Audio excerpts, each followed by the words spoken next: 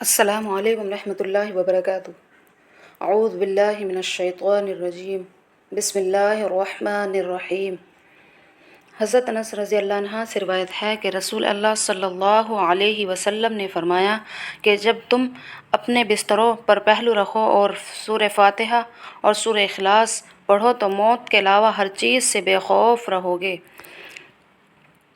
اور آیت الکرسی بھی اس کے لیے پڑھنے کے لیے اللہ تعالیٰ کی جانب سے رات بھر ایک محفوظ فرشتہ مقرر ہوگا اور کوئی اس کے پاس نہ آئے گا۔ حضرت عبداللہ بن مسعود رضی اللہ عنہ سے روایت ہے کہ رسول اللہ صلی اللہ علیہ وسلم نے فرمایا کہ سورہ بقرہ کی آخری 2 آیت آمن الرسول سے ختم سورت تک جو شخص رات کو پڑھ لے گا تو یہ 2 آیتیں اس کے لیے کافی ہوگی، یعنی وہ ہر شے اور مکر سے محفوظ رہے گا۔ ایک حدیث میں ہے کہ سورہ بقرہ کی آخری 2 آیت آمن الرسول سے آخر تک جس گھر میں پڑھی جائے گی 3 دن تک شیطان اس گھر کے قریب نہ آئے گا۔ حضرت عثمان رضی اللہ تعالی عنہ فرماتے ہیں کہ جو شخص سورہ آل عمران کی آخری 11 آیتیں ان فی خلق السماوات سے آخر تک پڑھ لے تو اس رات بھر نماز پڑھنے کا ثواب ملے گا۔ سورہ کہف کا جمعے کے دن پڑھنا زمین و آسمان تک نور پیدا کرتا ہے، 8 دن تک وہ نور برابر قائم رہتا ہے، پھر اس کے پڑھنے والوں کے سارا نور قبر میں اور قبر کے بعد قیامت میں دیا جائے گا۔